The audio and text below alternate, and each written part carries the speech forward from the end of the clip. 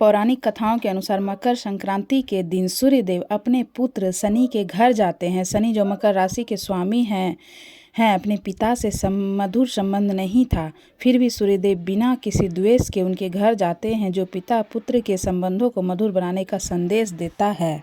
Her her Mahadev my YouTube family, आप लोगों का स्वागत है रजनी रोहित सिंह यूट्यूब चैनल पे। तो आज मैं आप लोगों के लिए मकर संक्रांति की कथा लेकर के आई हूँ। मकर संक्रांति को त्यौहार सूर्यदेव को समर्पित है। इस दिन सूर्यदेव मकर राशि में प्रवेश करते हैं, इसलिए इस दिन सूर्य पूजा का विशेष महत्व माना जाता है। इसके साथ ही ये दिन गंगा स्नान के लिए भी शुभ होता है। चलिए आपको बताते हैं मकर संक्रांति की कहानी।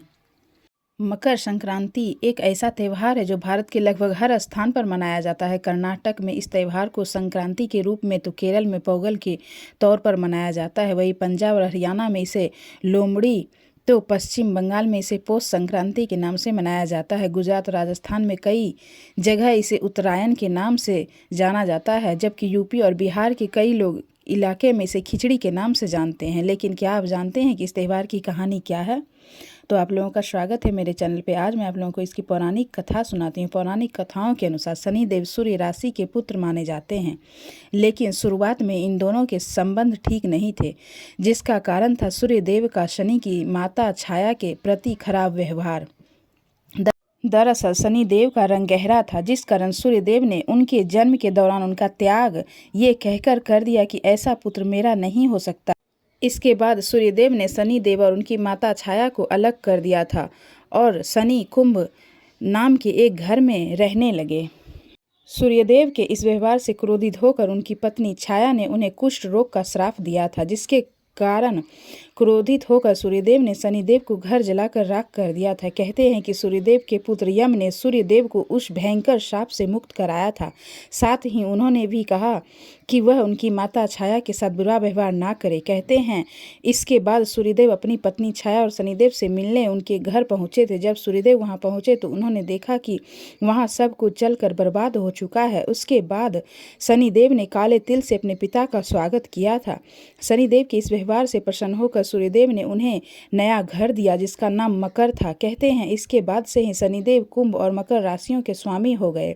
घर देते समय सूर्यदेव ने शनिदेव से यह भी कहा था कि जब भी वह मकर संक्रांति पर उनके घर आएंगे तो उनका घर धन धान्य से भर जाएगा। इसके साथ ही जो लोग इस दिन मुझे काले तिल अर्पित करेंगे उनके घर में सुख समृद्धि की कमी नहीं रहेगी।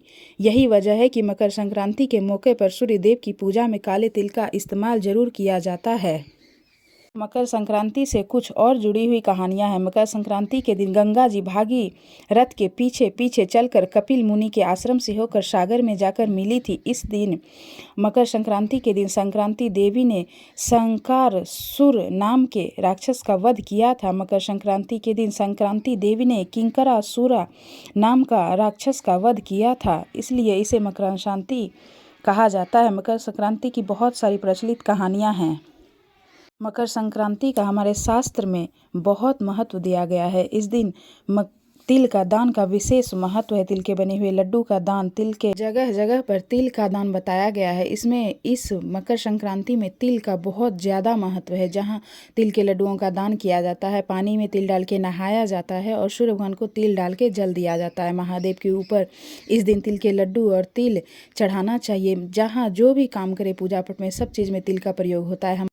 हमारे यहाँ पे ये प्रथा बहुत दिन से चली आ रही है। माँ अपने बेटे को, बहू को तिल चावल मिला के इस दिन तिल चावल देती है, जिससे बोला जाता है कि बेटे बहू उनकी सेवा करते हैं, इसी भाव से दिया जाता है। तो आप लोगों को मकर संक्रांति की हार्दिक शुभकामनाएं। हर हर महादेव।